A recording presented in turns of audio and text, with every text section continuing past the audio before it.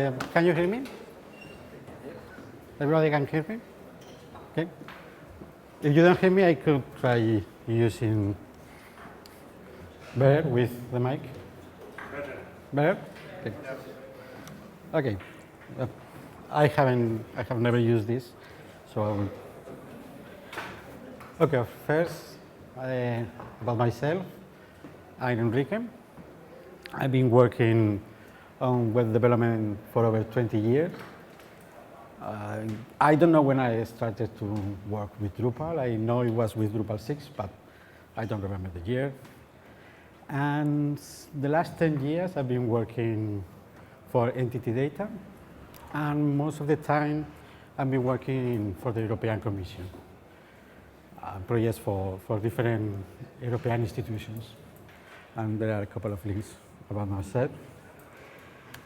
And what I'm going to talk, okay, let's wait a little bit.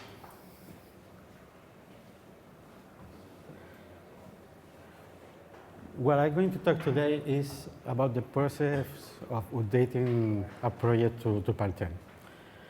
For that, we will start with a little bit of context. First, about the organization I'm working for, that we call Open Europa, and we provide support and services to a vast array of different European institutions. And you see here, for example, we have over 200 sites that we manage and develop. And the really interesting point graph is this one. You see, this is the distribution of versions that we have for our different sites. Most of them we have in the current version of 9. And we have a few in Drupal 10 and a few in Drupal 7. And obviously, what we are trying to do is move all of this to Drupal 10. Okay? And this is important because the process of updating Drupal is not just about your project, it's about the organization you are working for and the requirements the organization has. A little bit more about Open Europa, the project in general. Open Europa is an open source project that is hosted in GitHub, in which we create several tools that we need for our project. Basically, we are talking about, for the most part, our modules and themes that we use to build our sites on top of regular Drupal components, like Drupal core, profiles, modules, themes, and all that kind of things. And this is important for organizations like us to take into account when you are going to update Drupal to Drupal 10, Drupal 11, or whatever, because you will have to take into account the different components that you are using that are not managed by Drupal itself.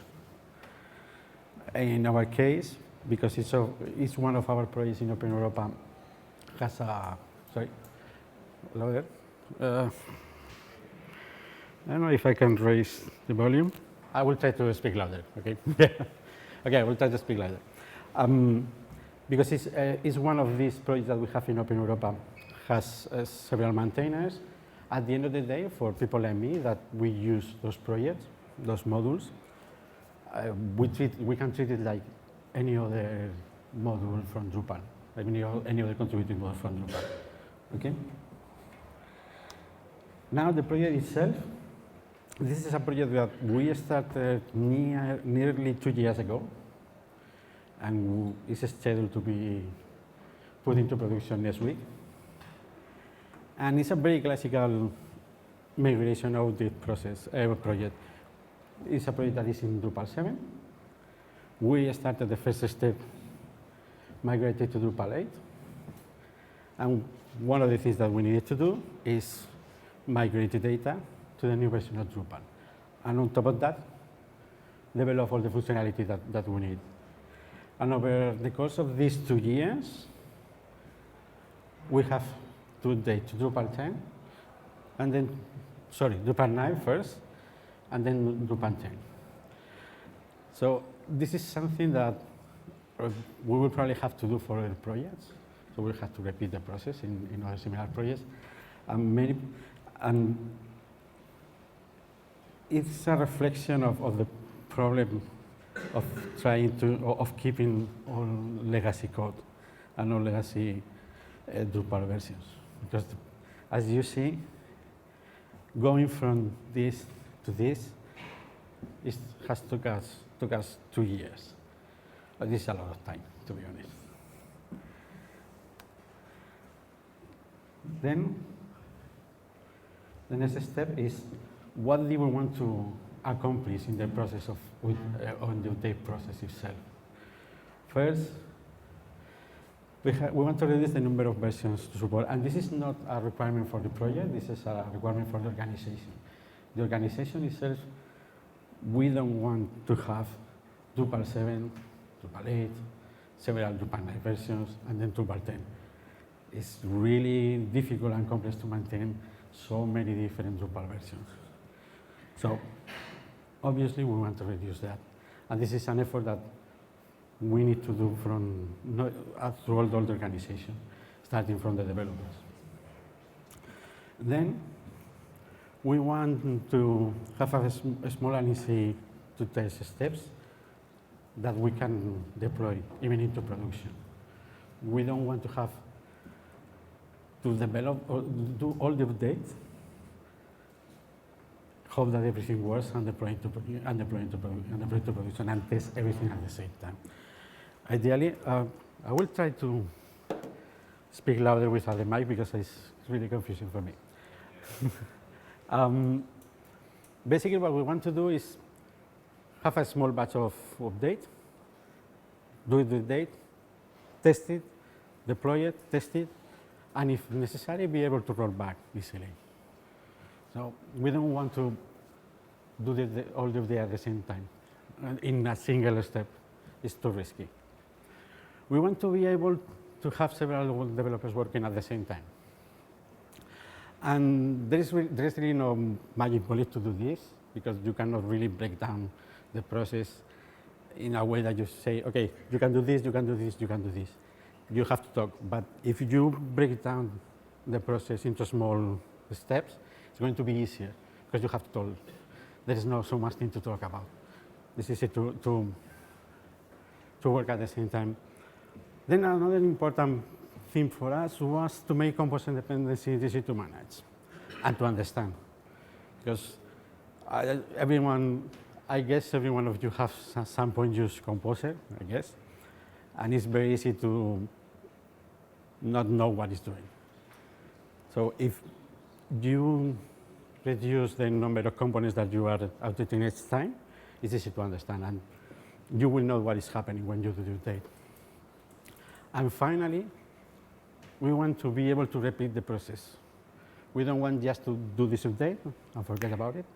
We want to be able to repeat it and create a system, a process that we can repeat for the projects. That doesn't mean that we are going to do all of the updates this way, because, for example, a few weeks back, I did an update from 9 to 10, but it was just a project that we had just started. I just update everything at the same time. But for complex projects that have over six or seven developers working on them, 2 years of development, yeah, you want to take the process step by step.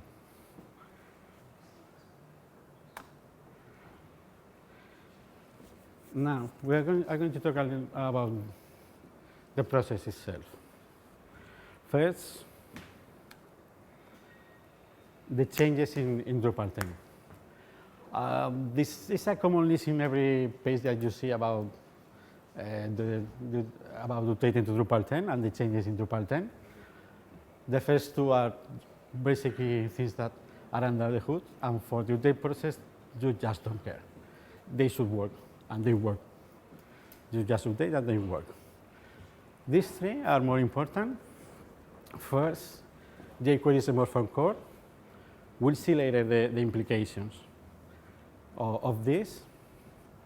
And these two, for us, are the ones that are really important. The things that are removed, not for us that was not important because we were not using them. But if you are using one of those things, it's going to be a problem probably. But it's up to you. We didn't do it, so I cannot talk about it. and then the new theme, the new admin theme, and then the update to sync editor file. This is important because this is not a technical problem. This is a user problem. Basically, your editor team is going to see a new admin theme, is going to see a new text editor, maybe with different functionality. And all of this is an improvement, but if you don't train them and explain them, this could be a problem. Okay? So this is something that is not really for developers, but because we know about this, we should inform. And okay, you know that this is going to change, and we have to handle it. Not in a development or technical approach, but in a training approach. And also, probably you will lose some functionality if you go from Drupal 4, from sync editor 4 to 5. But I will talk about that a little bit later. Then we have the prerequisites before updating to Drupal 10. I'm not going to talk in detail. First, you have to be in Drupal 9.5x. You have to do it.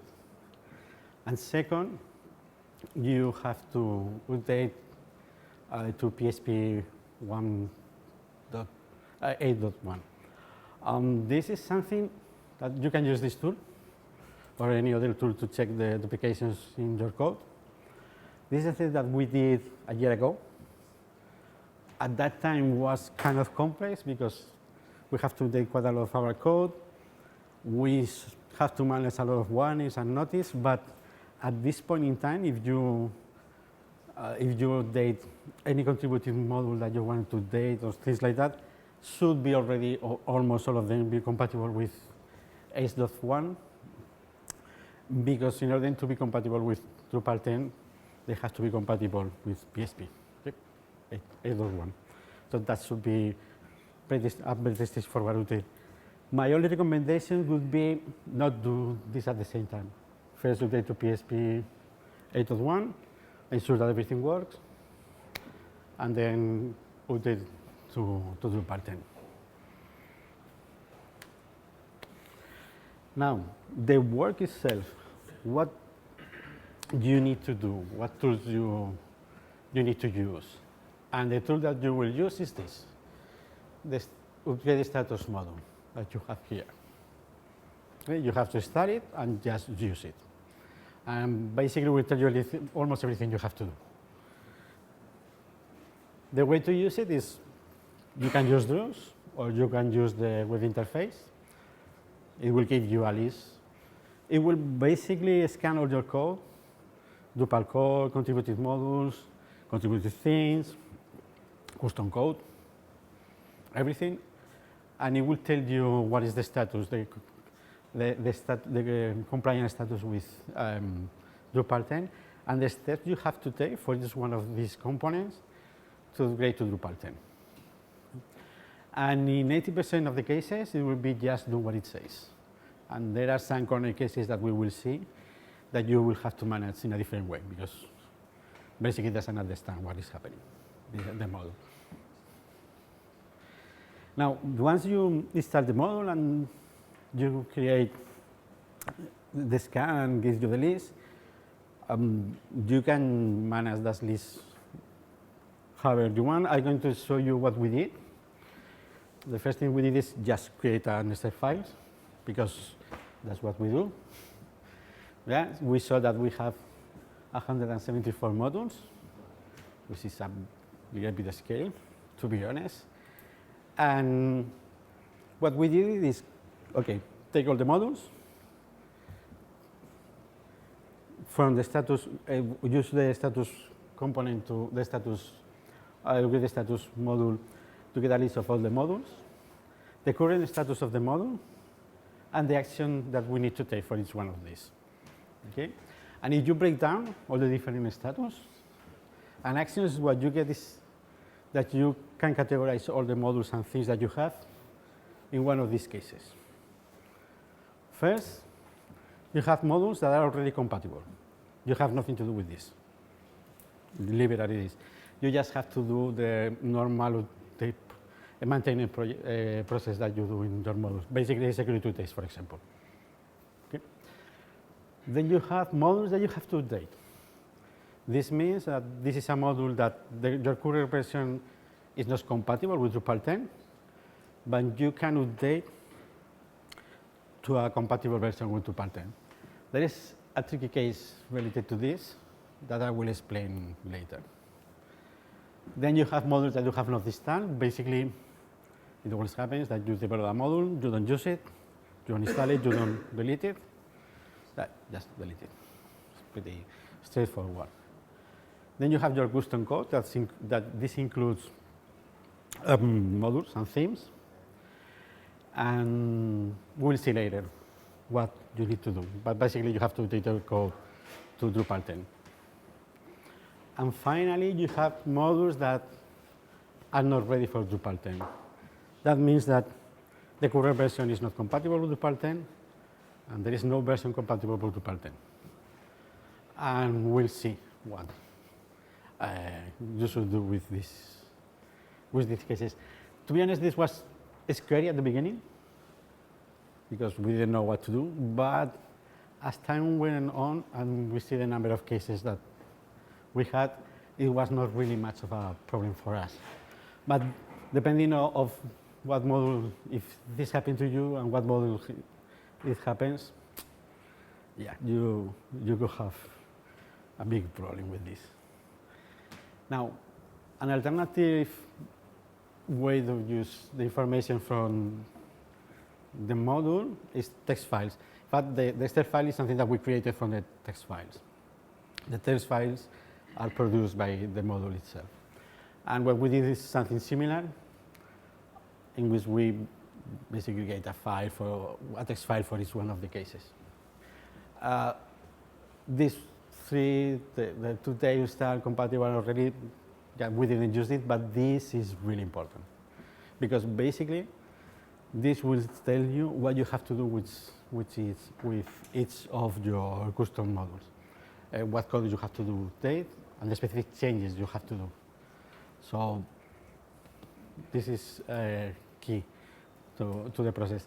And again, it's something that the beginning is something that we were a little bit scared because you never know how many changes you will have to do in your custom code. But once you see what we saw, the changes that we have to do, what was refactoring and things like that, it was, okay, it's pretty straightforward. This is obviously going to depend on your project and the code that you have developed. If you have something really, really complex, you will probably, if you have not followed good practices and using the Drupal API the correct way, it will be harder to do. But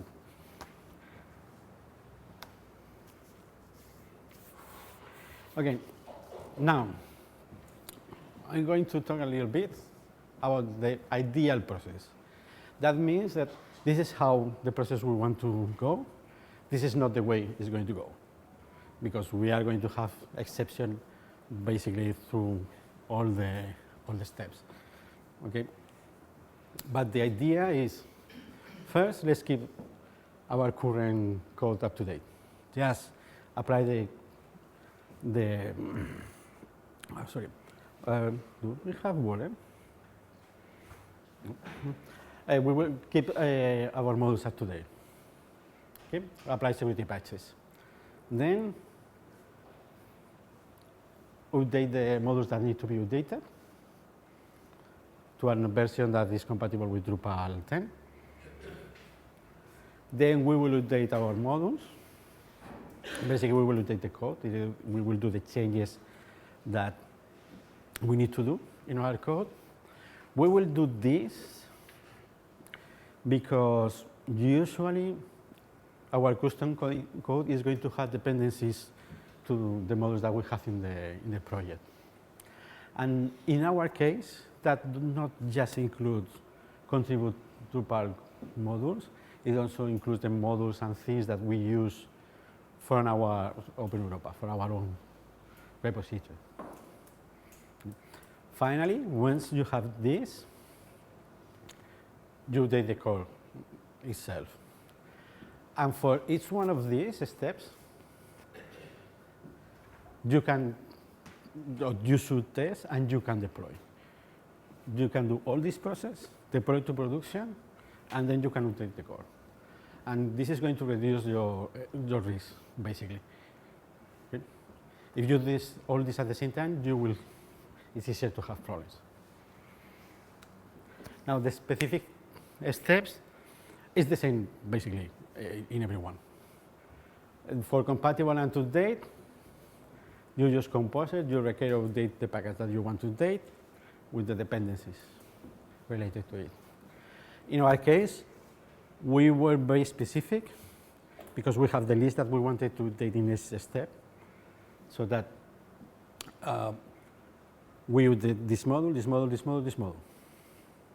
Then the next one, and then the next one, to avoid a cascade of dependencies. Once you update it, you update the database, and you export the configuration. In our case, what we did on top of this is we use Git.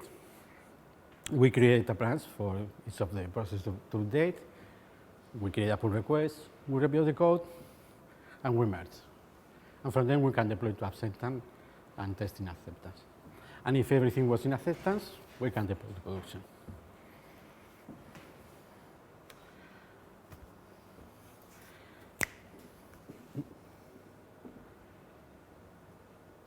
Oh, yeah. Now, how to update your own code, your things and modules. Basically, you go to your text file, created from the status module, and it will tell you what to do. At least in 99%, we only needed to do what it tells, what the analysis tool told us. And usually, you are going to do three things. Update the declaration of jQuery libraries. We will see jQuery in particular later, and what you have to do. You will have to remove deprecated code like these two calls, and this is something that it shouldn't happen, because if you follow good practices that we didn't do in this case, you shouldn't use directly functions in your code. And finally, changes to info. Basically, I don't know if I don't think you can see it. I don't neither. Yeah, here, for example, changes the compatibility, the core version requirement. You have to add Drupal 10. Basically, this is what we had to do. We had to do to take our code. Probably we had to change some deprecated code additional apart from this, but I don't remember at the time.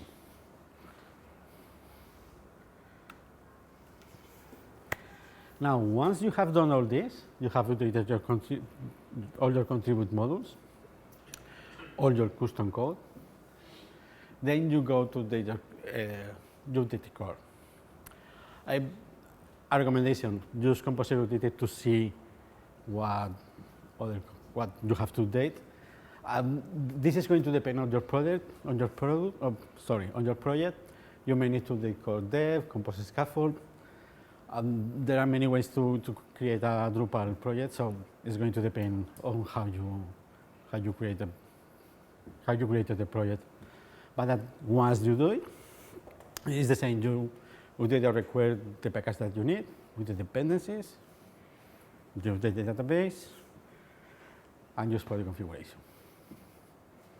Okay? It's always the same. The only difference is in the custom code, because there you have just to change the code that you have created.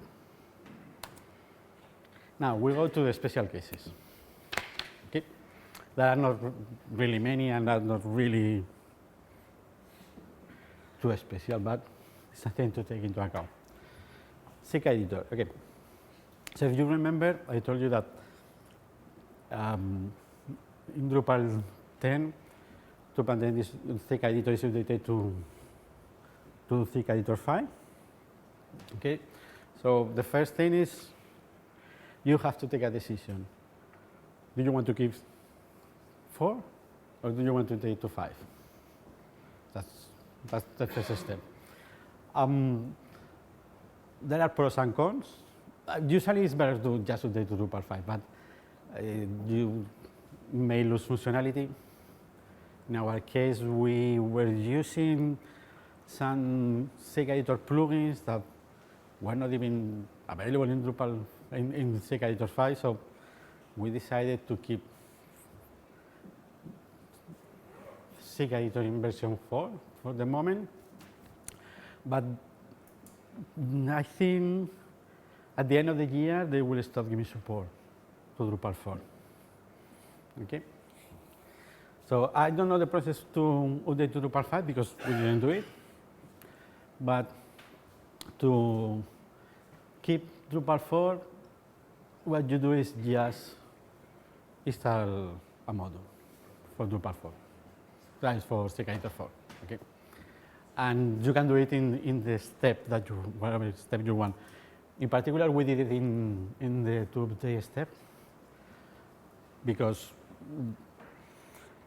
it was easier for us, or we thought it was better to just do the regular security updates, close that, and then add it to the update process of modules to be compatible with Drupal 10. Oh, and you will also have to install or update any module that you, an additional module for the editor that provides additional functionality. Okay, if you have some module, for example, to have drag and drop, you will have to update it.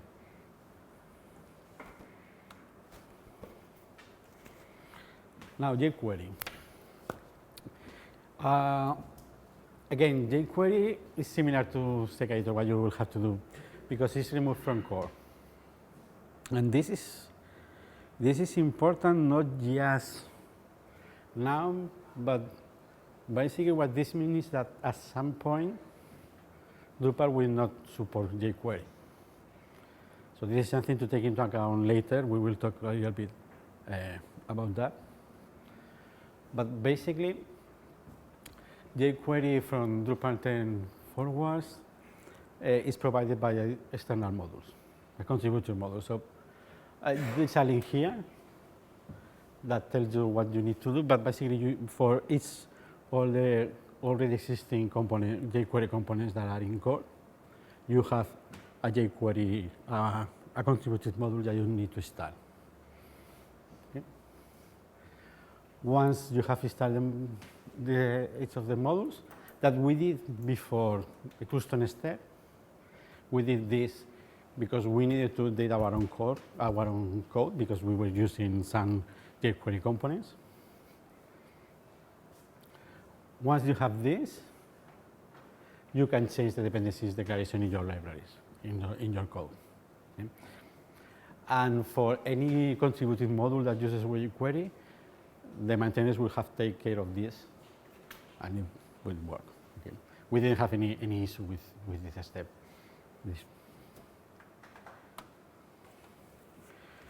Then we have the case of Solar, and this is interesting because the process, we didn't see any error in the process. It says, okay, you can update the module. We updated the module. We updated it to a compatible version with Drupal 10. And when we tested it, didn't work. And this is because when you, with the update of version in the Solar, in the Search Solar API module, the Solar configuration files change. What that means is that once you start update the module, you have to go to the interface, to the Search API interface for Solar, export the configuration files, and provide those files to your Solar installation. In our case, for example, because we use Docker and we control ourselves this image, we just add this image to our project, and our Solar installation, our Solar container reads those configuration files. And then we provide those configuration files to DevOps so that they can update the Solar configuration. It will depend on what you have. But this is an interesting case that reflects that even if you don't see any error, even if you can update all your modules, that doesn't mean that it's going to work. So that's one of the reasons that we wanted to do the update in small steps to avoid missing this kind of error.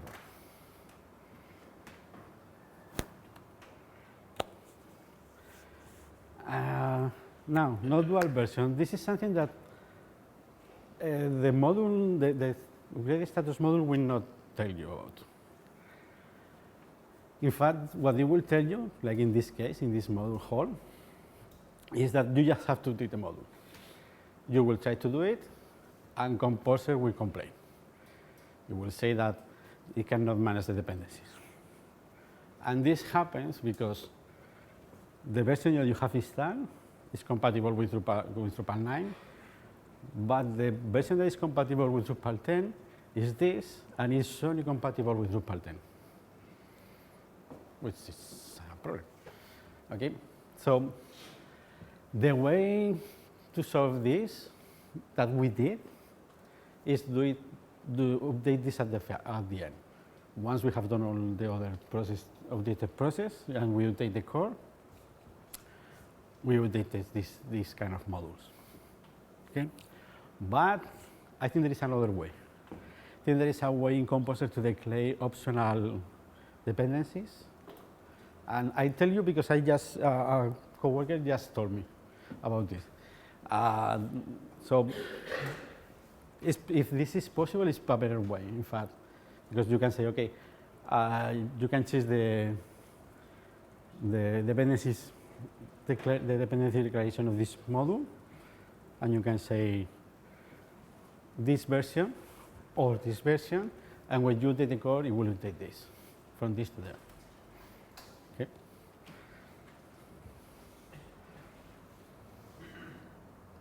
But the tricky part is that this you will not be able to see this in your analysis with the tool. You will have to try to update it and see that Composer doesn't want to do it. Now, the final special case are modules that are not ready for Drupal 10. Okay? Here there are several options that you can do. In our case, the first thing that we did is, okay, take the list of the modules that are not ready, go to Drupal.org, see the issues, the specific issues that are created to update to Drupal 10, and see the status. Okay? And from there, you have several things that you can do. First, you can remove the module. If you can, then you can. If you cannot do it, usually you will not be able to remove a module. Usually you will not be able also to replace it, because if you are using that module, it's because it provides a functionality that you need. So the third option is wait and hope that the maintainers fix it and update it to Drupal 10. Another option that we did is, if there is a patch, apply it, but this is tricky to do, because I don't know if you have ever, I guess you have done it, you cannot just apply the patch with Composer to the module and update it, because when you try to update, Composer will complain, because it will tell you, okay, this module, for example, is not compatible with the update that you want to do, even if after the patch is going to be. But the dependencies of the module, the dependency requires Drupal 10, and you are trying to update to Drupal 10. No, the module has a dependency with Drupal 9, and you are trying to update to Drupal 10, so we will not allow you to do update. You can use, and we use, this, which is a dirty trick that you have to do it, basically. This allows you to say, okay, don't check the dependencies of this module with Composer. Then it will update other things, and it will apply the patch. Then you will have to give that exception until the module is updated. It's what it is. It's something that you will have to keep track your project from now on. But there is a better solution. The best solution is to contribute. Okay. There are many ways to contribute. One is create a patch. Okay. But if you see, in our case, we had many that were reviewed and tested, so we can wait for this. But there were others that were in this review or postponed, maintenance needs more info. This is an opportunity to contribute just to testing this contribution. You take the module, deploy it, see what happens, and you will give your feedback. Okay. This can be scary, this case, because it's hard to find a good solution, and usually it's going to require time. But in one experience, when we did the analysis of the status of these modules, from this moment to the moment we started to do the update, most of them were already updated or had a patch. Okay. And if you saw before, what you do in your custom code is, for the most part, what contributing modules will have to do. There are modules that are very complex and will probably have to do a very complex process to update to Drupal 10. I guess, I don't know, to be honest. But for most modules, it's a simple process to do. So, and there were just a few.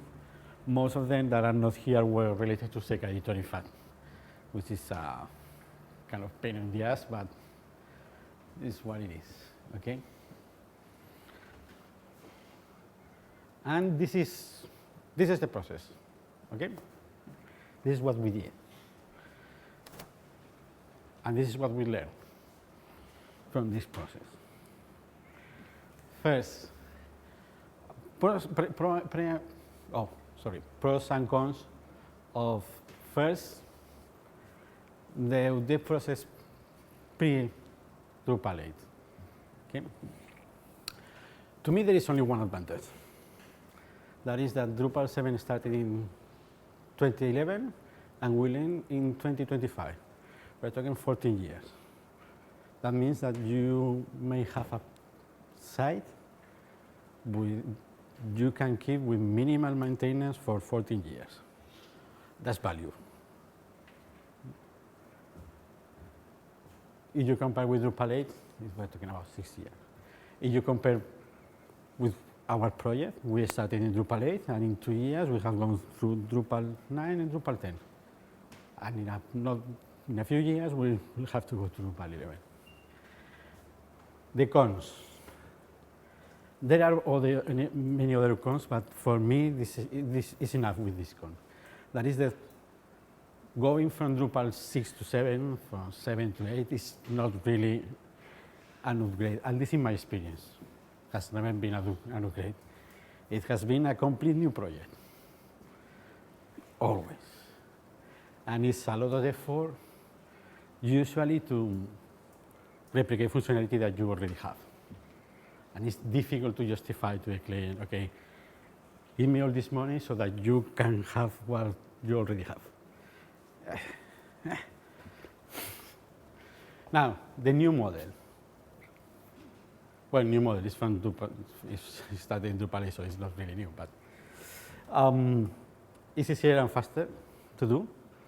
And in fact, for example, if you remember, we updated from Drupal 8 to 9, it was a breeze. Well, this has been way more complex because there has been way more replications. Nevertheless, it took around a month, I think, the whole process. It has a faster adoption rate. In our case, we have just started to update to Drupal 10, but my guess is that it will be pretty fast. In fact, it would be fast to do it. And one of the reasons is that there's the availability of country modules. If you have experience going from 6 to 7, from 7 to 8, it took many months, some cases years, to have really important modules updated to the new versions of Drupal. This is not happening now. This is not a problem. And also, and I think this is also quite important, is we are having faster improvements. We see from, for example, one minor detail is that in Drupal 10, now we have in the development options, in the admin panel, we can do something that in the past you needed to change the YAML file for the services. That's a really small thing, but for me, it's making my life so much easier that I think whoever did that change should have a beer. I will pay it. And finally, the cons of this. Technically, it's better. I think it's just better. I prefer this model. But it puts more stress in the project. And that is not just a question of money. It's a question that every certain time you will have to update. You cannot just forget about the project. And every time you do something, there is a risk. So you are putting additional stress on a project. Nevertheless, I think it's worth it, but this is something that you have to take into consideration. And to know that you will have to do it, because this is the way forward in Drupal. And this is for you as a developer, and in general as an organization. You have to keep track of the changes in Drupal ahead of time. You cannot just wait for the new release of Drupal. You have to take the changes into account when you develop, because it will make your life way easier when you update.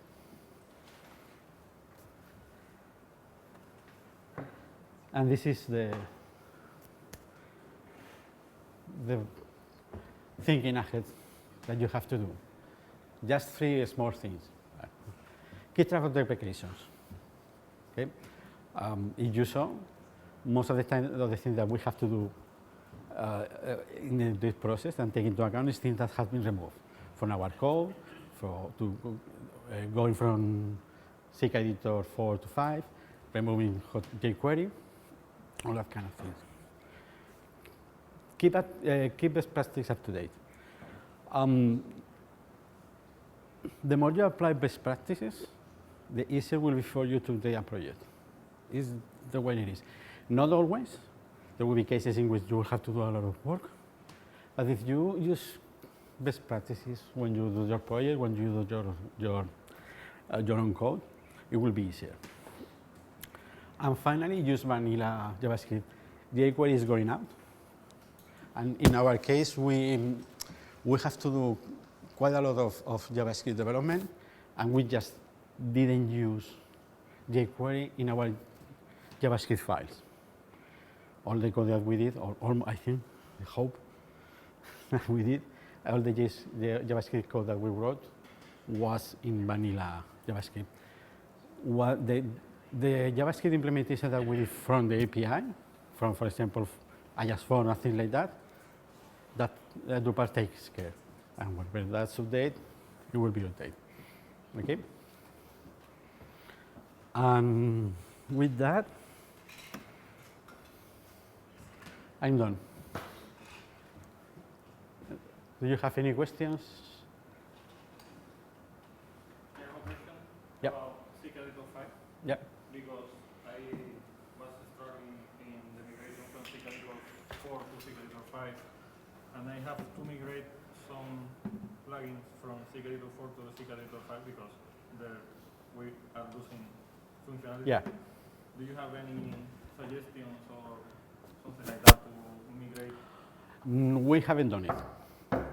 And one of the reasons we haven't done it, for example, is that one of the companies that we use that is from Open Europa has to do something similar. I don't know. But at the end, if you need that, and no one is going to take care of that, and you really need it, you can do it. Well, that's what we are doing, but we found a way to do it, but in some cases there's a lot of JavaScript, you have to adapt a lot of things, Uh, and maybe it's not. I haven't worked with, I have never done that. I cannot help you with this. Sorry.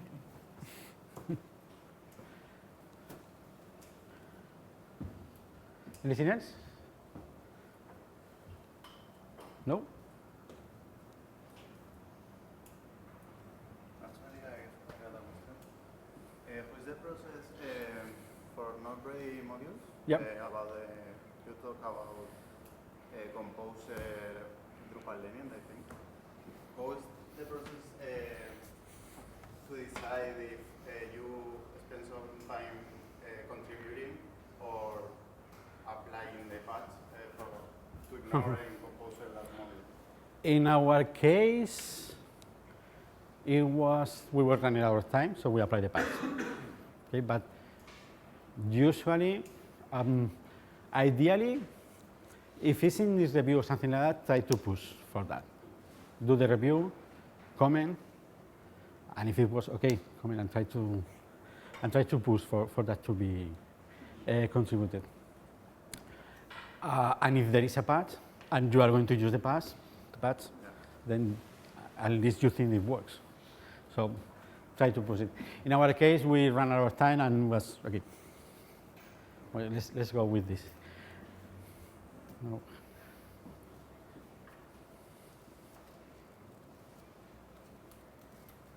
Any question more? Any more question? No? Then thank you all for coming here.